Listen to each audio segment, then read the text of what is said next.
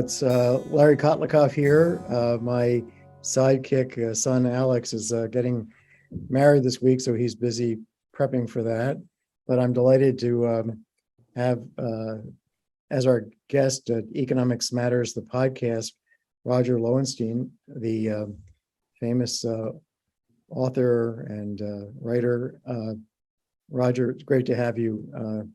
I think we've kind of been in touch over the years. Yes.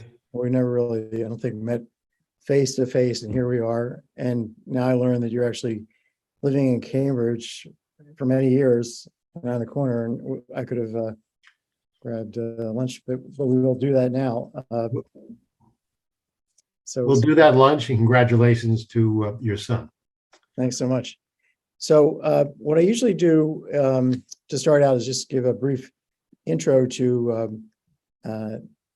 to the guest, and you know, the idea of this podcast is to try and connect, bring a little more economics content to our public discussion about different issues. And being an economist, you know, but then there's also lots of people out there that I consider economists. I don't know that you have a formal degree in economics. You do not, as far as I know, but I took a course once. That was about it. yeah, as far as I'm concerned, Thank you. you're as good a history major. So an economist, because I've read 2 of your 7 books, and now I'm going to be reading some more, including the most recent one, which is we'll talk about Ways and Means. But let me say that so Roger is a former Wall Street Journal reporter. He worked with the Journal for, I think, 10 years, and I think your column was called "Heard on the Streets." yeah, I did that, and then I did a column called Intrinsic Value, which is one I invented. But I was with them for close to 15 years after, if you take out the book leaves in between and so on. But Okay, so Roger's, as I said, written 7 books. Let me just read them. The titles: 3 have been New York Times bestsellers, and with your help, the latest book called Ways and Means, which is Lincoln and his cabinet and the financing of the Civil War, which is like basically an economic history of the Civil War, but it's also political history. It's just a history. It's all combination of things. It's incredibly interesting, as are his other, at least I know of one of his books that I read very carefully, which is When Genius Failed: The Rise and Fall of Long-Term Capital Management. That's one. Then there's Buffett: The Making of an American Capitalist, Origins of the Crash, the Great Bubble and Its Undoing, The End of Wall Street. And then there's another one called America's Bank: The Epic Struggle to Create the Federal Reserve. So don't forget the pension book. Oh, the pension book. That was the book that predicted the pension crisis, and here it is. So. Oh, yeah. While America aged, how pension debts ruined General Motors, stopped the New York subway, bankrupted San Diego, and loom as the next financial crisis. Oh, we'll have to talk about that some as well. So, Roger, why don't you just give us a little bit longer bio in terms of your background? Where were you born? How did you get into this business? I was born in New York City. I grew up in the New York City suburbs. I went to Cornell, and I got very interested in journalism. I was on the student paper, the Cornell Daily Sun. I think it was only morning daily at that time, and maybe still. I got a job in Virginia at a small town paper or small city paper in Newport News. I went down to Caracas, which was then Caracas, Venezuela, which was then in its heyday as a petro state and a thriving democracy. Sadly, unlike its fate today. And while I was in Venezuela, I had no particular interest or involvement in economic news, except the oil was so big there that I began to get involved covering oil. And I was a stringer for some papers back home, including the Wall Street Journal. And that led to me being hired there. It was just a very exciting time to be covering economics at the Journal. And this really begins late '79 into the '80s. There was this wave of takeovers as you know, CEOs would wake up in the morning and find out their company wasn't their company anymore. And this is just um, it got very interesting and it was very dynamic.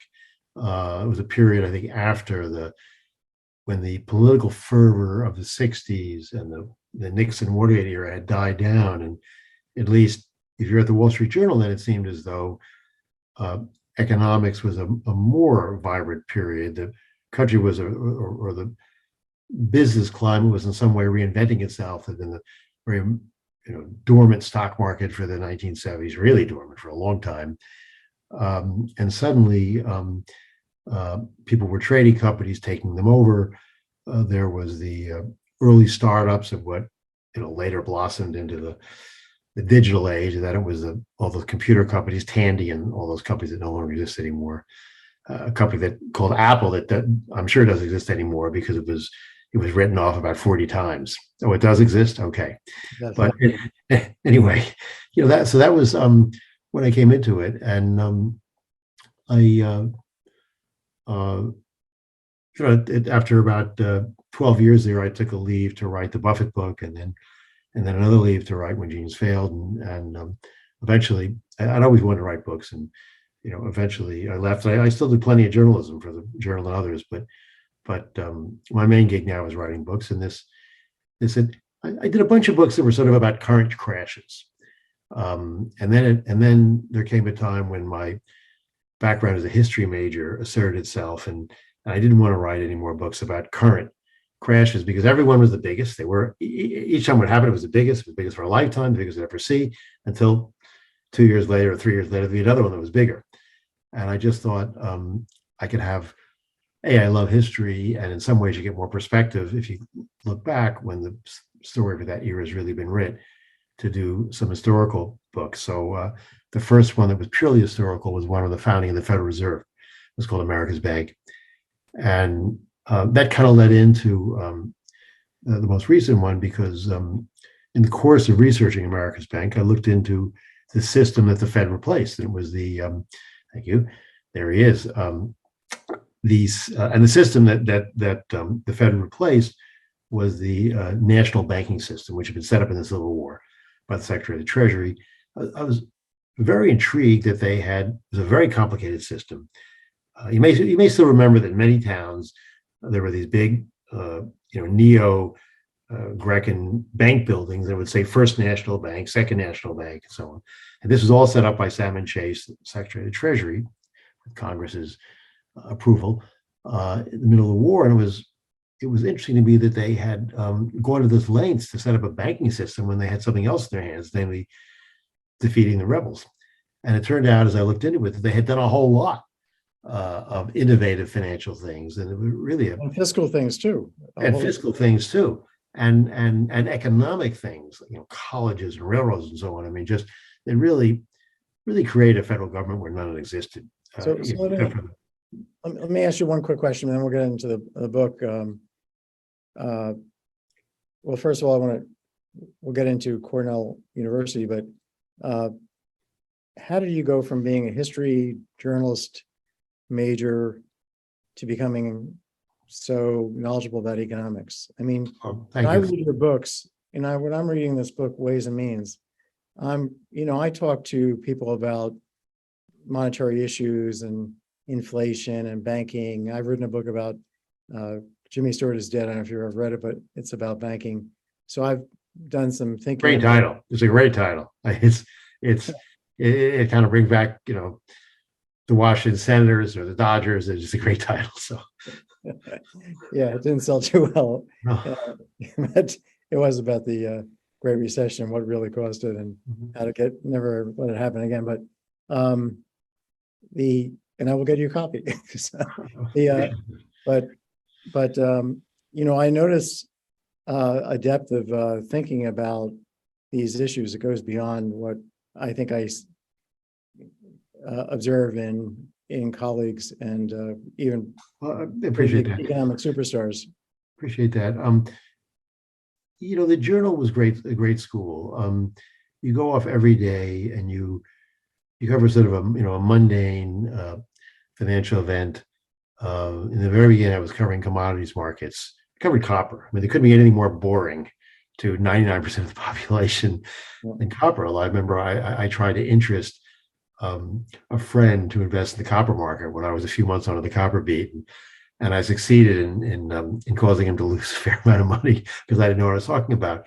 But I remember that the price would go up, and they would give some. I would call the analysts up, which was part of my job. Why did the price go up? And they would give some answer like, uh,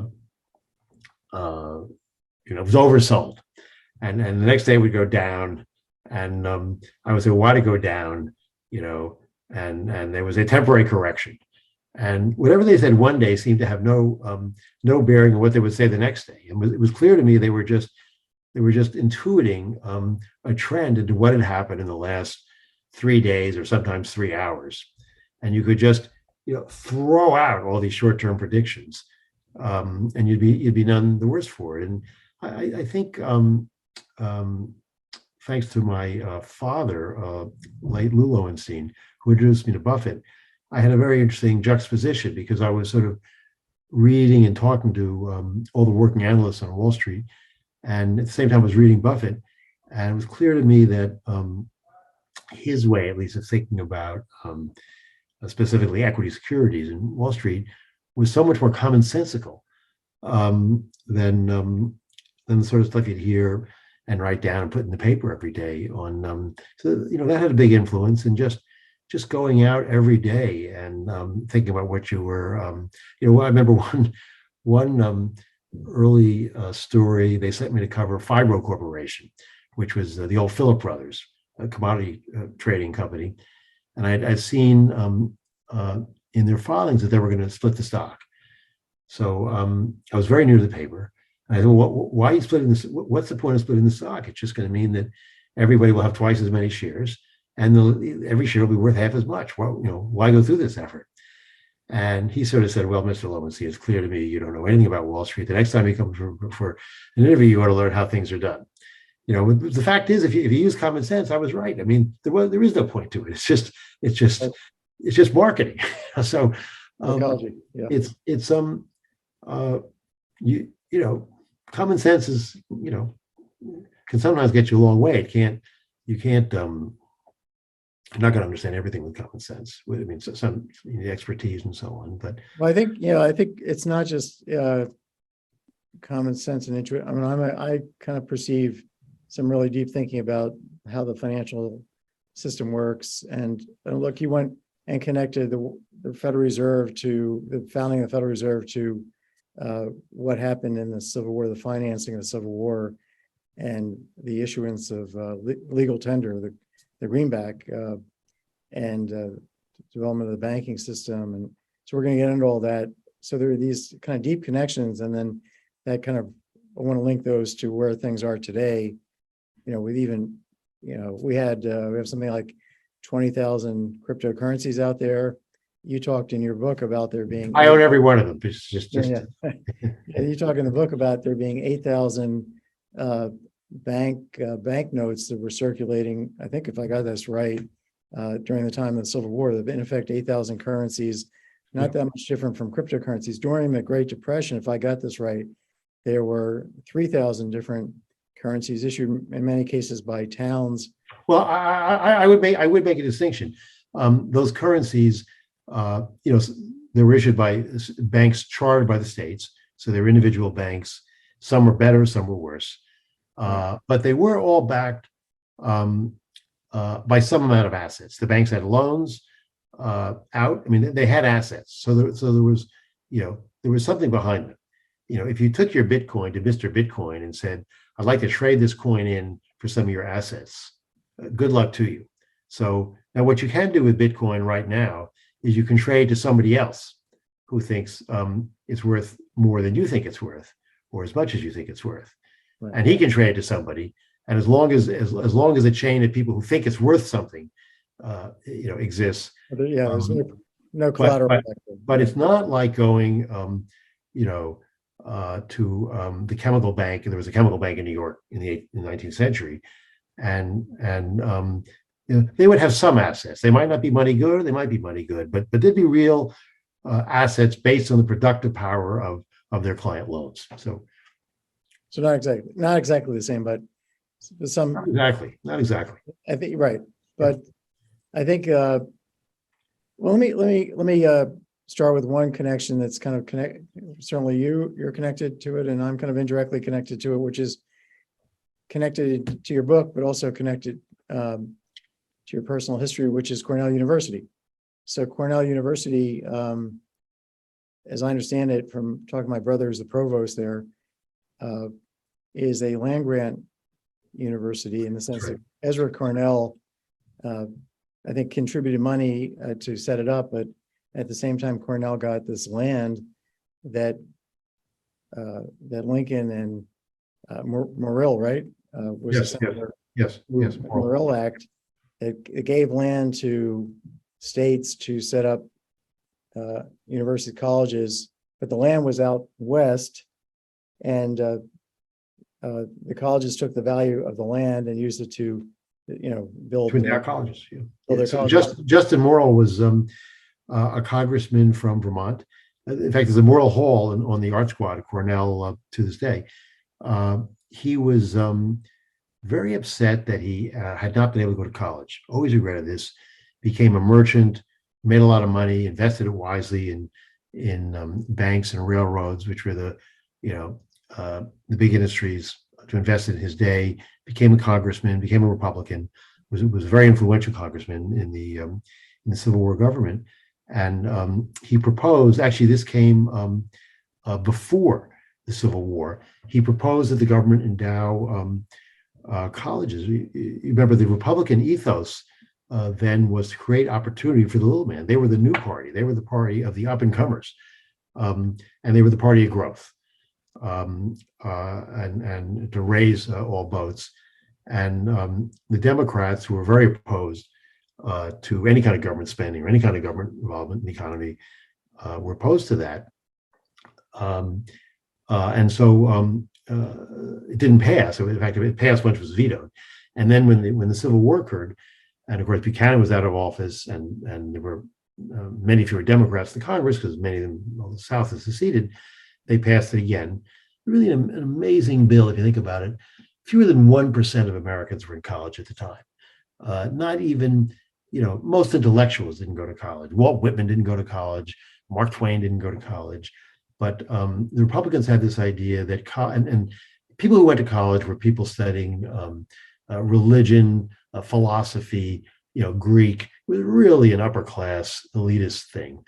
And Morrill's idea was they should be able to study the practical arts, the sorts of things that state colleges taught and teach, engineering, and so on, as well as the liberal arts. And in the middle of the war, they created this system of inexpensive, practical colleges for American men and women, and they exist to this day. And it was I think one of the best and the most effective pieces of social legislation ever, because those colleges, they are still engines of mobility, of social mobility in the United States. Yeah, fascinating. So my brother was telling me, before I read your book, and he starts talking about this guy Morrill, and he says that Ezra Cornell, the reason that Cornell did well and became, kind of a rich institution, was that Cornell decided to hold on to the land rather than sell it and use it to build buildings. He held on to it. Right. The other institutions were selling it, and it became very valuable. And this raised the endowment of Cornell dramatically when they ultimately did sell it. So that's kind of the secret of Cornell's, or one of the financial success, according to my brother, if I remember correctly what he's telling me. But so we have this, development of state universities and other institutions during the Civil War. Let's talk about all the things that did happen in addition to, but let's start with the Civil War itself and where Lincoln finds things financially when he comes into power. and maybe kind of lay the groundwork, and then let's talk about this huge innovation, which is printing money. So the, right? the Civil War starts, or even before the Civil War, really in late 1860, early 61, as the South is breaking away, they begin to renege on their debts to the North. Banks in the North begin to teeter, and there's a recession in the North, and the Treasury is broke. They don't have they have a very small army. They know they're going to need a much bigger army. They had no idea how much bigger an army because everybody thought it would be a small war, but they knew they needed some. And they are the Secretary of the Treasury towards the end of Buchanan, for most Buchanan's term, was a guy named Howell Cobb, a Georgian. And Buchanan is telling him to sell bonds so the Treasury can fund itself. And Cobb is publicly snickering anybody who buys these bonds. Here are the bonds. Anybody who buys them would be a fool because there's not going to be a United States in a few months once we break away. He was a terrible trader. And in fact, he did resign and go down to Georgia to await his orders. And he thought he was going to become president of the Confederacy. Of course, he didn't. That was he had a minor post in the Confederacy only. Lincoln, as he takes over, he realizes very quickly that the importance of financing. He said to a visitor, the side with the most resources will win. And he calls out Salmon Chase, a governor and a senator from at different periods from Ohio, one of his defeated rivals, to visit him in Springfield before he becomes president for the inauguration. Sounds him out about whether he'd like to be Secretary of the Treasury. They have a very difficult relationship. Lincoln recognizes Chase's brilliance, but he doesn't have time to hold his hand a lot and give a lot of praise and stuff. And there's no amount of praise is enough for Salmon Chase. One of his contemporaries said he's a good man, but his religion is unsound. He thinks there's a fourth man in the Trinity. That was Salmon Chase. And so Lincoln and Chase is always resigning because he's petulant that Lincoln hasn't given him enough, honor and so on. And Lincoln will come around to Chase and talk him back, now, we need you and so on. And we really need you and you're doing a great job, and talk him back into it. The fact is the Union was running out of money. And in the beginning, the first months of the war, Lincoln and Chase did what every government had done during wartime. They went to the big banks, which are basically the banks in New York, some in Philadelphia, some in Boston, said, give us your gold. And that should do it. And these banks, by the way, it wasn't like JP Morgan today with hundreds of thousands of millions of shareholders. The president of the bank had money in the bank. He had some limited partners, maybe family had some money in the bank. But when he was lending money, he was lending his money and the capital of a very close circle of investors. So when Chase went to the banks, he said he wanted 50 million. Actually, he said he wanted 3 different loans of 50 million, all in gold, which is far more gold than they had. And but his idea was they would lend the government the gold, the government spend it on uniforms and food and horses and all that stuff, and then the money would be redeposited in the banks to be able to lend again. The banks were just blown away by this amount, and they said, "Why don't we have a much better idea? Why don't we lend you our paper, our script?" And Chase was a hard money guy. He said, "I want the gold," and they finally agreed to lend him that first tranche of 50 million in gold. And they had a dinner to celebrate the loan. Very difficult negotiations because everything with Chase was difficult. And one of the bankers, the lead banker, stands up at the dinner and says, "Now, Mr. Secretary, we've just agreed to lend you the fabulous sum of $50 million. We think that'll be quite enough to fight your war. And you'll come back." So I have to tell you that before the war ended, the U.S. would have did spend that sum 60 times over. And obviously, there was nowhere near enough gold to spend that much. And the thread that runs throughout the book is really how they realized that they were going to have to raise a whole lot more, and how they did realize it. And by the end of 1861, the first year of the fighting, the banks had closed the gold window, and as the term is, meaning they started refusing it when people brought them their notes and asked for gold because they didn't have enough of it, lent it all to the Treasury. And that meant the United States could no longer redeem its notes for gold. Once one person stops, you go to the next person, and pretty soon everybody has to shut, Gresham's law shut down. So this is January of 1861, and the government says they did what any government does. They said, well, we'll just print it.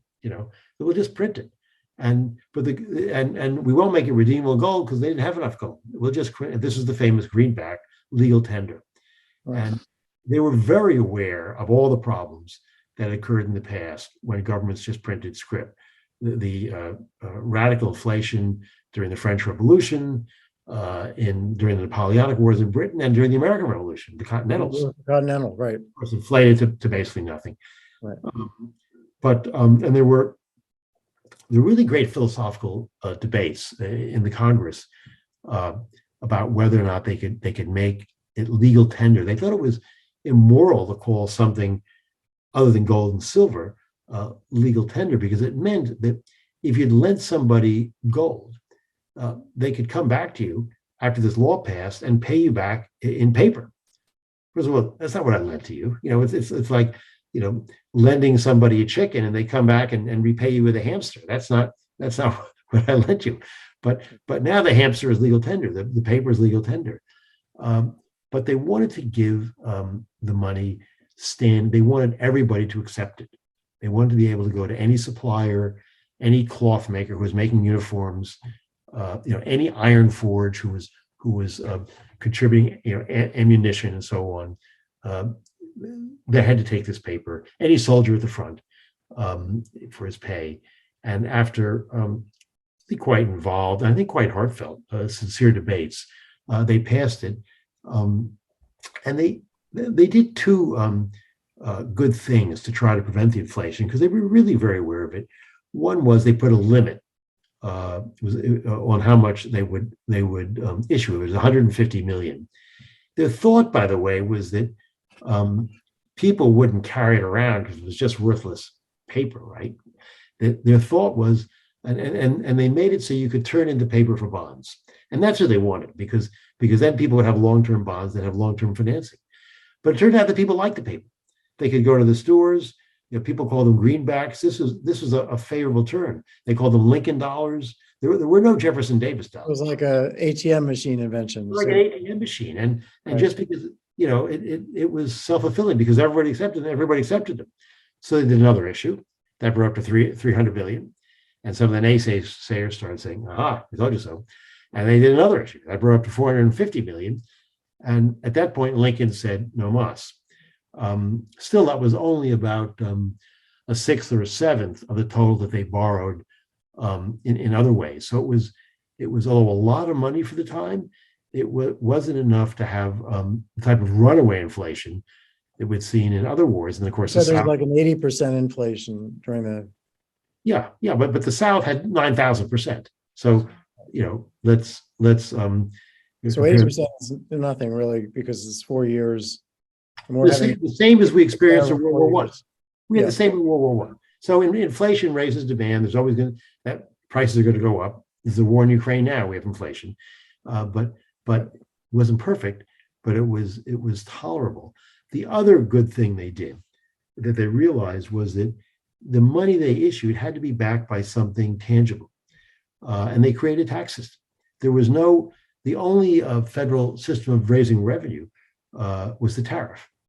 And that was a very controversial issue throughout the 19th century. During the Civil War, particularly the beginning part, it didn't raise much at all, because shipping lines lanes were constrained during the war, and they had to raise a lot more. So they invented the forerunner, the Internal Revenue System, the Internal Revenue Service, they called it. They taxed income. They had excise taxes, all sorts of taxes. As John Sherman said, everything under the sun and under the earth is going to be taxed. They knew it would be unpopular. They knew Americans didn't like paying taxes, but they realized that the alternative to having some tangible income to have confetti risk, to have the dramatic inflation, and that was really the single most significant difference between the financing of the North and the South. The South had a very laissez-faire, anti-federal government, even their own federal government system, anti-tax. Most states, they left, they passed a couple of small taxes, but they left assessment to the states. Some states didn't even bother to assess it.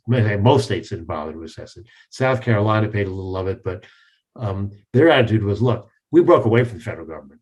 You know, if you guys are going to be like Lincoln, we're going to break away from you. And in fact, as the South found it more and more necessary to impose more of a stringent federal controls of their own federal from Richmond, there were breakaway movements in the South.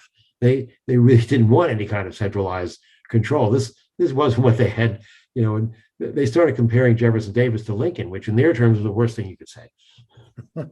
That's so I mean, certainly by issuing taxes and then saying that you can pay them with the dollar, with the greenbacks, you're kind of producing a demand. And you said also in the bank reform, tell us a little bit about this bank reform. You got all these banks issuing their notes, which is these things were circulating, I take it, in a different way than just, you know, CDs, in the sense that you could. So let me go to one.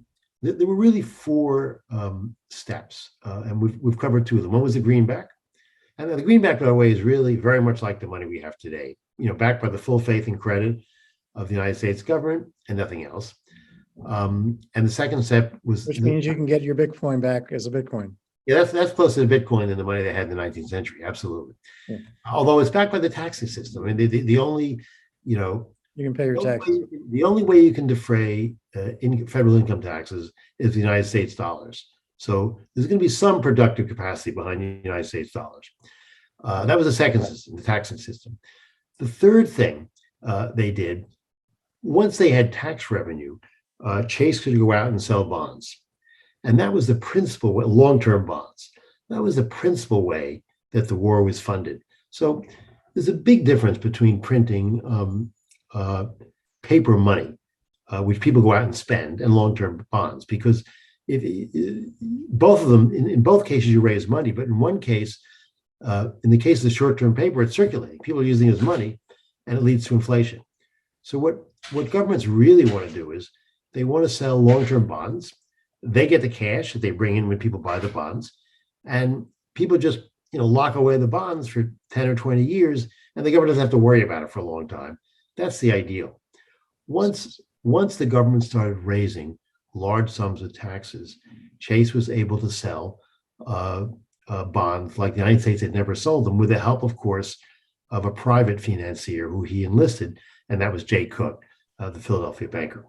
And that made a tremendous difference. He just had these bond sales just poured into the country from every hill and dale, even in Confederate territory. Once it was seized and occupied by the North, they began buying these Union bonds, and it created this engine of finance that the South could match.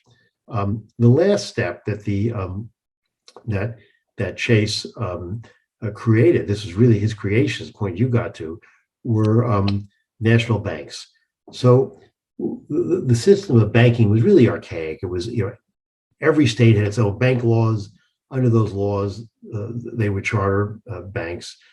Very different rules in each state for what kind of security, how many assets you had behind them, what ratio of capital to assets, and so on.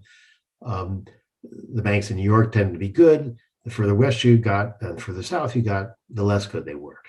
There were runs on the banks. Many of them failed. People lost money. Of course, nothing was behind them if they did fail. So he had this idea that the United States government, the federal government, could charter banks, and the banks would be required to have as assets a certain ratio of U.S. bonds. And that they could then issue their own notes in proportion to how many bonds they held. That meant a couple of things. A, they would hold money good assets, U.S. bonds as their assets. And B, they would have to buy some bonds in order to be able to issue their own notes. This creates another demand for dollars. Created a market for U.S. bonds. So that was Chase's big idea. If all these banks are formed and they have to go out and invest in U.S. bonds, hey, I'm selling these bonds. I'm just going to create a market for it.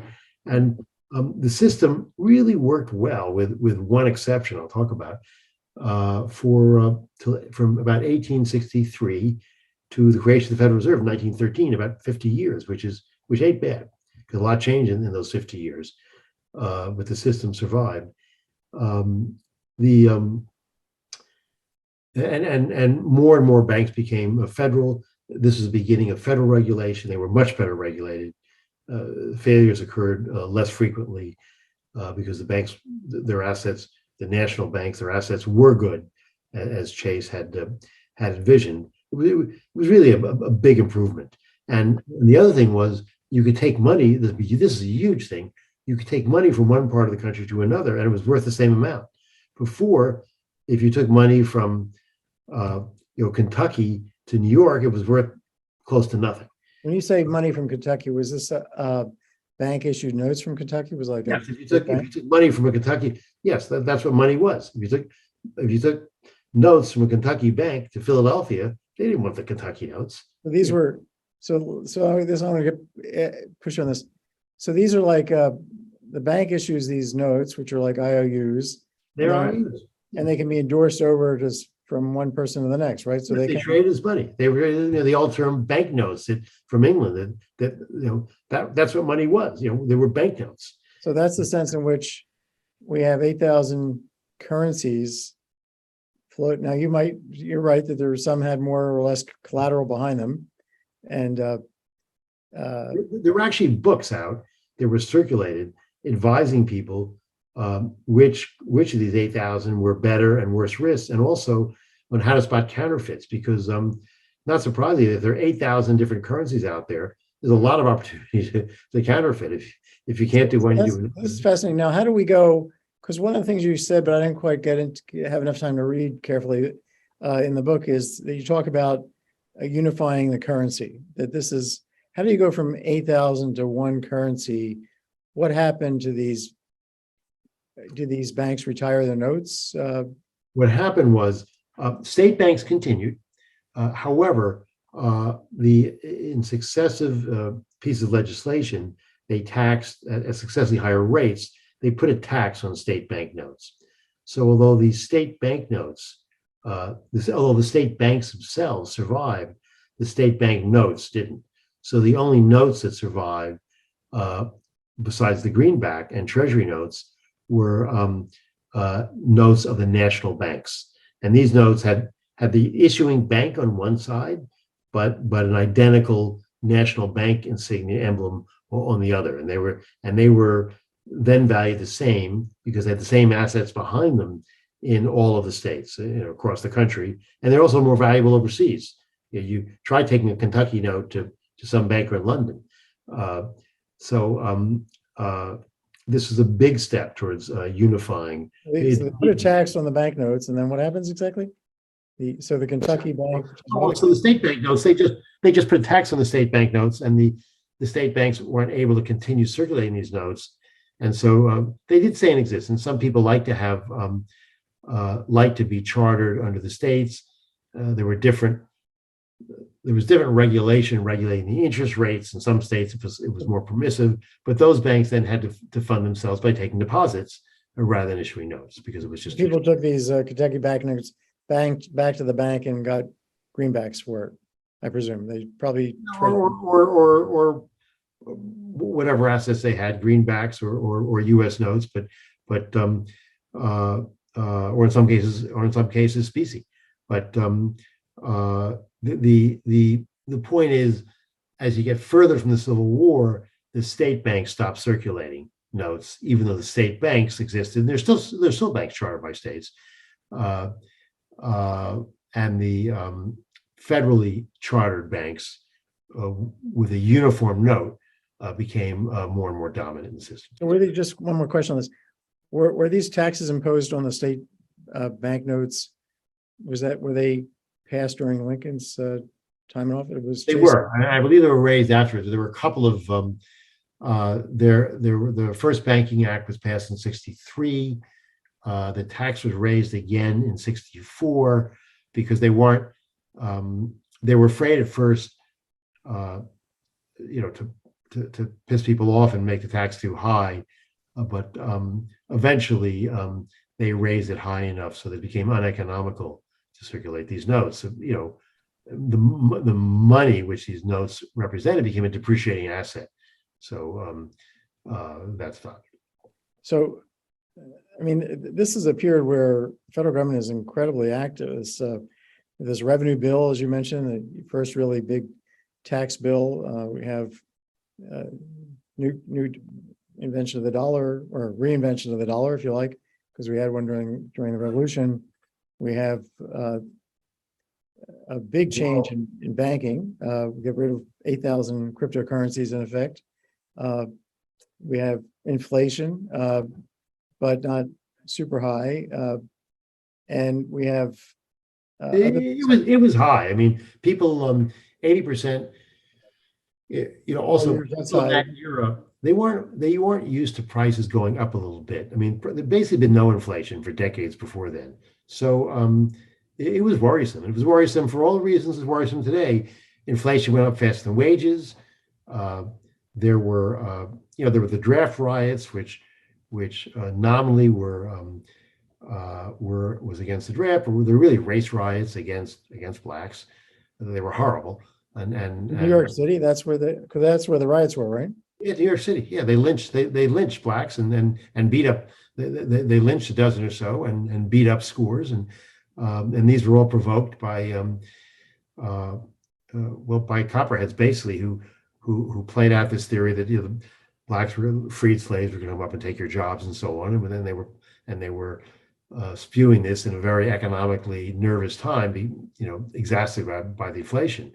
But over the course of the war, the inflation, it didn't slow the Union's ability to finance and to fight the war, very much unlike what happened in the South.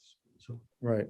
Now we have other things happening that you talk about in the book, which some of the things, sanctions on the South, but trade with the South. So this is like sanctions against Russia, but trade with Russia happening simultaneously.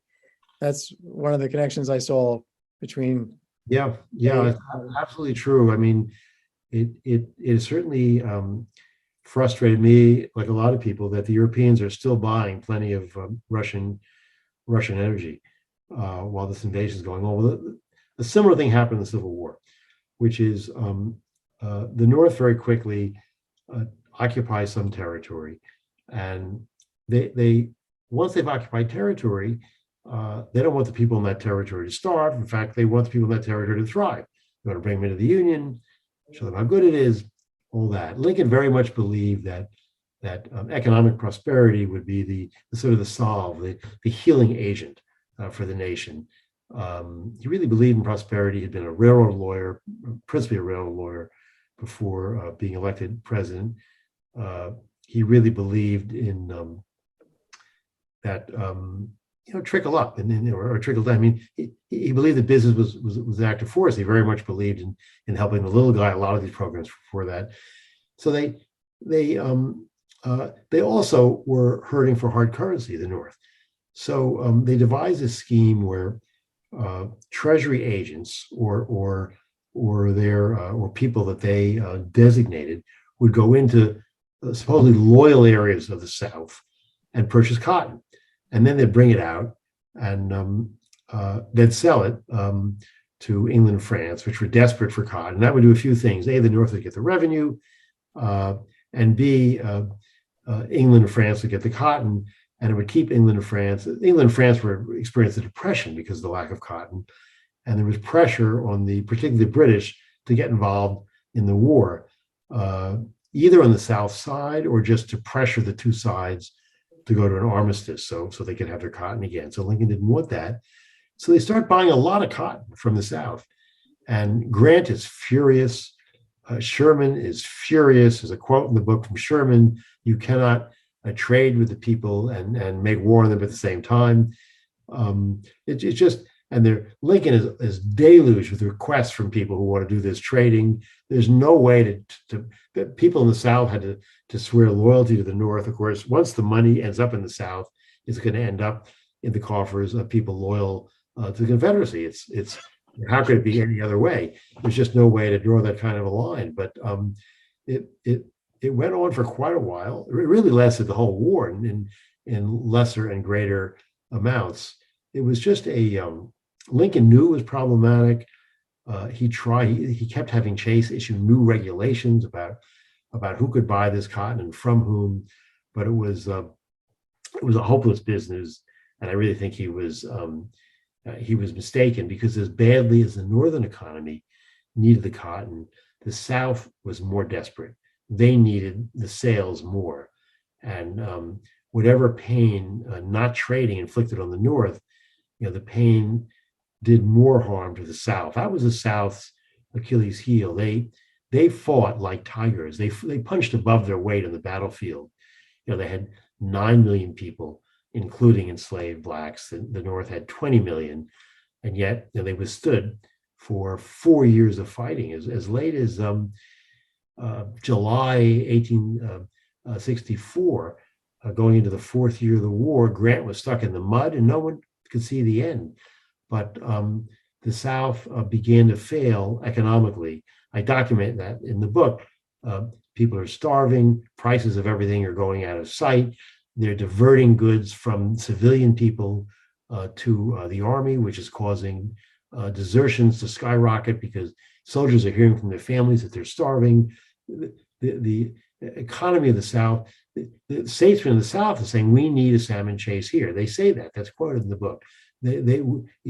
One of them said, we're not being whipped in the battlefield, we're being whipped in the Treasury Department.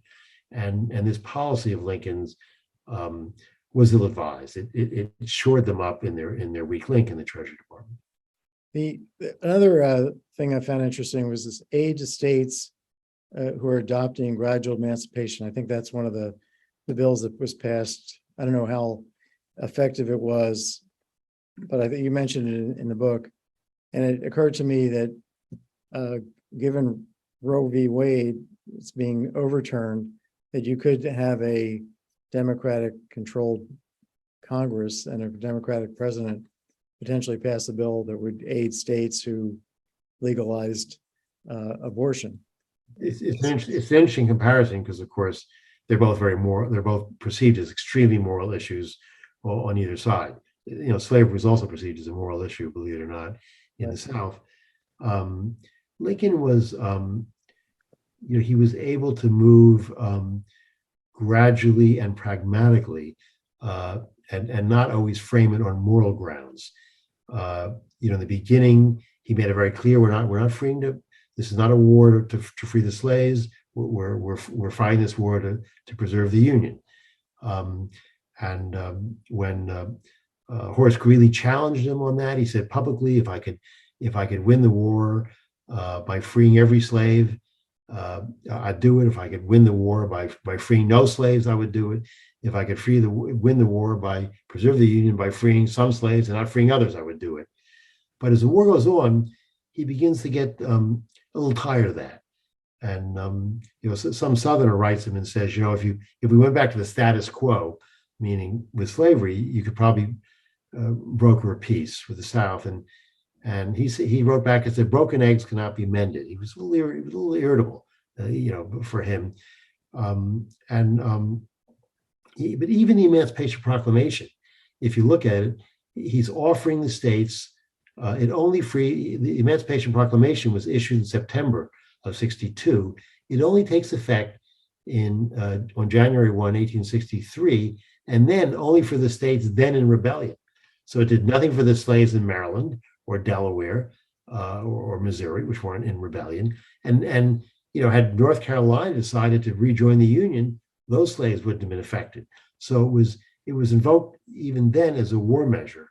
But he gets closer and closer to saying the war is really about slavery, until finally, he's urged in 64 this period, I said, the army's not going anywhere. It seems as though the war is going to go on forever. He's looking like he's going to lose the election. And he's urged to send an emissary down to make a peace with Jefferson Davis, only on the basis of the Union, all their questions to be resolved later, meaning slavery. And he says no. After some thought, he says no, and particularly because by then they had enlisted 100,000 Black soldiers. And he said, we promised them freedom. And he said the promise being made must be kept. And finally, in his second inaugural, which of course was the month before he would be assassinated, he goes sort of all the way, not only having endorsed the 13th Amendment to abolish slavery everywhere and forever in the United States, but to say that the war really was about slavery. It was the toll that both North and South, the war was the toll that both North and South, the North benefiting in the cotton trade, were paying for 300 years of the bondman's trade, as he put it. Yeah. So, Roger, in maybe the next 5 minutes or so before we bring this to an end, let's talk about, you've written this terrific book with all these financial and fiscal and, infrastructure. They had the Pacific Railroad Act, the Homestead Act. There's lots of things discussed in this book that were happening. Set up the agriculture department. They rebuilt the Capitol.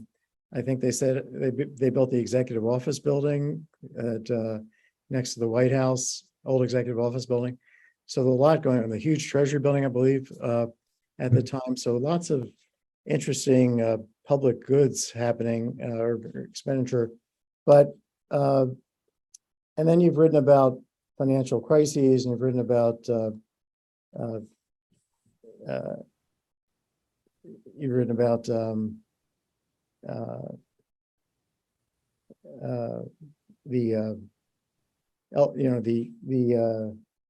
panics that have occurred in some of the, like the LTCM, how close we got to I guess a financial panic in that case.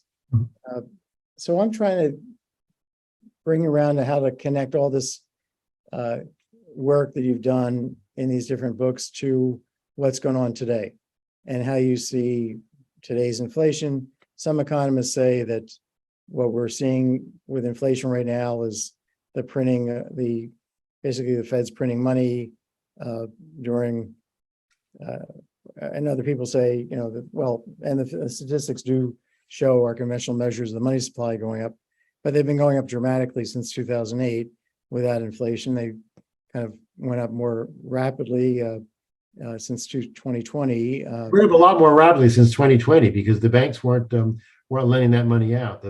Those assets are just notations until they lend them out. But go ahead. And they lent them. It was post 2020. The money supply went up a lot more quickly than after the 2008 crash. So I guess one question on that is just why did the banks change their behavior? What happened for? So I think there's a very almost self-evident to me reason. In 2008, it was a financial crisis, meaning tens and tens of millions of individuals, mostly individuals, personal finances have been wiped out or hollowed out by their being over mortgaged. So even when institutions stopped failing due to the bailouts and the damage stopped, they weren't whole. Their balance sheets weren't whole. They weren't in any position to go out and spend, which means they weren't going to go out and borrow. They were trying to rebuild their balance sheets, payment after payment, month after month, year after year. So it took a long time till they got to a place where they could start to spend, and the normal things that happen with spending, such as borrowing, occurs. That's why, even though the economy was growing, it was such a, that Obama recovery was so frustratingly slow for so long, because the crisis was financial in nature. Completely different in 2020. We had a bug. It was a bad bug, the coronavirus, and because of that, the economy completely shut down for 2 or 3 months. Not completely, but in a draconian way. So very much on the surface, it recalled the people 2008. Stock market plunged. That looked like 2008. but it was really different. There was no, it wasn't like in every village, in every town, every block, there was this hollowing out of financials balance sheet. So the government did a very smart thing. They protected people with stimulus payments. So they kept on spending.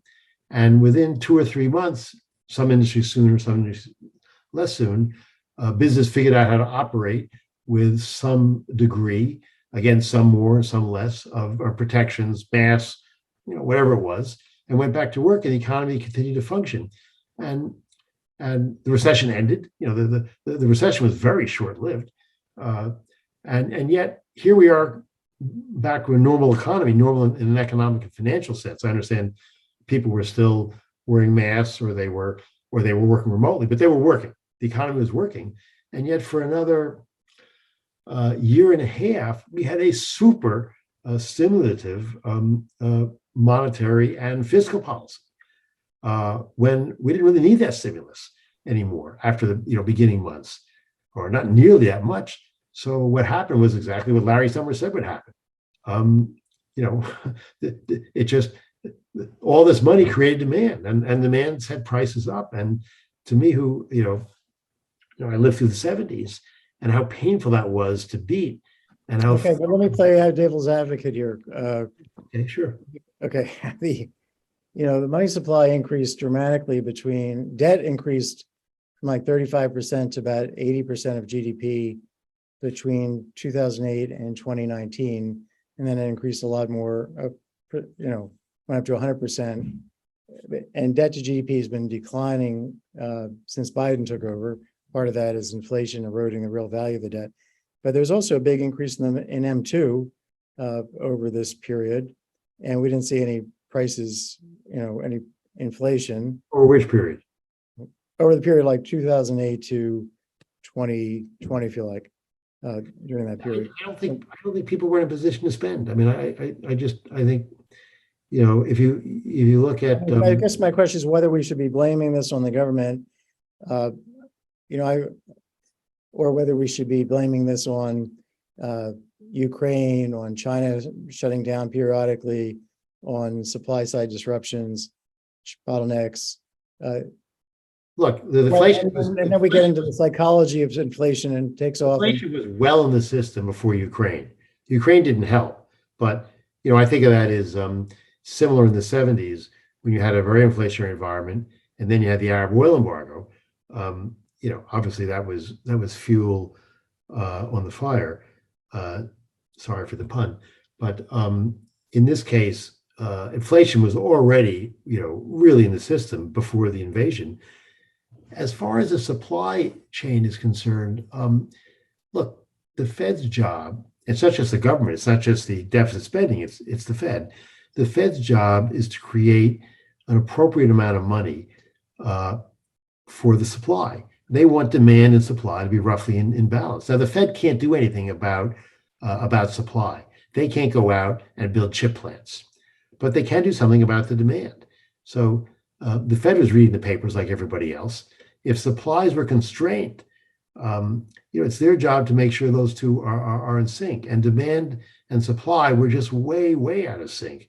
And even now, as supply chains, I would say are easing, they're not back to normal, it's still way out of sync. And even with these, really, what is the argument? Let me put it this way. What is the argument for having a real rate of interest at what?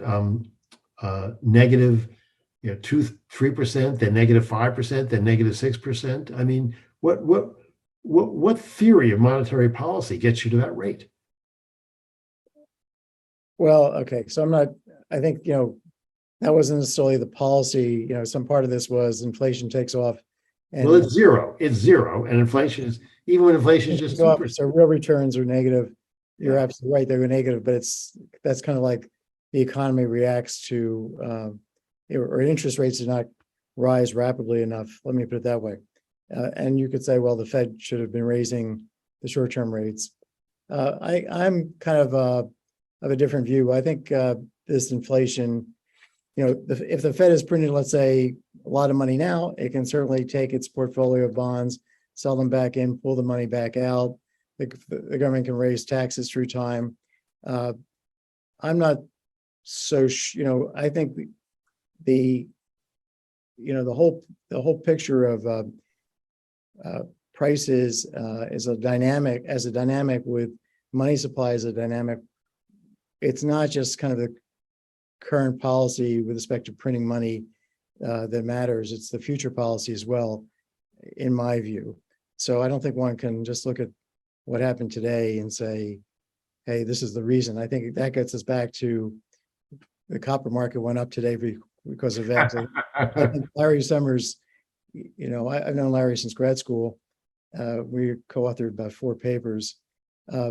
He's always right until he's wrong, and then he's on to a different, here's what's going to happen. So he's right at least 50% of the time. I'd say he's right about 50% of the time, which is I'll just say this. In the beginning, the Fed said they take the long view. We're not going to overreact because of supply chain problems.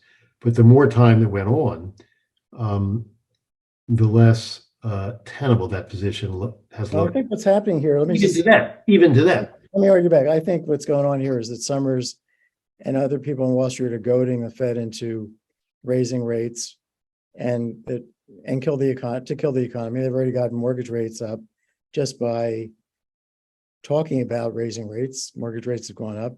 That's going to kill the housing market. And do we really want to go to 10% inflation? I would say we need to do is index the tax system for inflation, issue tips that are not tax the interest, well, in particular, not tax interest, nominal interest on the inflation component of the return on tips, so that people have a way to save that's really safe and not have to face higher taxes from inflation, and that we should live with the inflation as other countries have, and that will come down through time. That would be my view, that we should not get hysterical over it. So let me ask you this last question, because hysteria, which is, features so much in your long-term capital When Genius Failed book, I think, at least around the edges, maybe not the central part of the story, but it is the story of, we had one company out of a zillion financial companies, out of a huge economy with 30 million companies, and it starts and it fails spectacularly, and it brings the economy this close to completely collapsing. Or you give that suggestion that there's this tense meeting in New York with I don't know whether it's Greenspan or whoever showed up, and all the bankers, and the Bear Stearns banker, I forget his name, chooses not to participate in helping to bail out LTCM, and this lays the foundation for letting, or no, maybe it was, I don't know. Anyway, there was some. You got it right. Yeah. So then there's, this history of who's a good guy, who's a bad guy on Wall Street, and maybe this is part of why Lehman Brothers was allowed to fail. But my question is whether recessions in your mind are the result of some real things in the economy, or what we economists call multiple equilibria.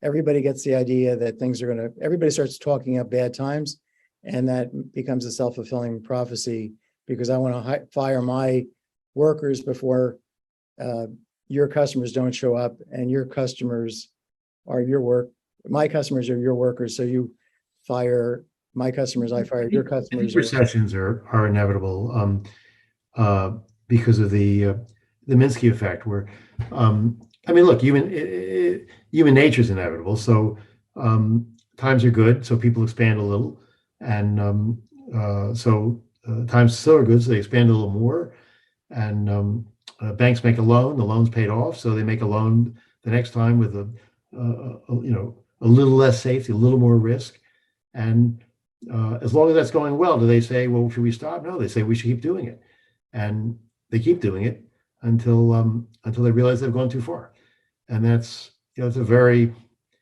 human dynamic. Now, I think so that's a different argument than the economy can flip on a dime, because all of a sudden we have a sunspot that appears. and that makes us all think that the bad times are happening. Well, that can also happen. I mean, I mean, not every recession is brought on by a financial bubble, which is, some of them. Look, we had a recession in 1990 when the sunspot was the invasion of Kuwait, and we had a recession in 2020 when the sunspot was the pandemic. Now, I understand you're sort of asking about second order, where everybody's saying, I'm going to lay off before the next guy.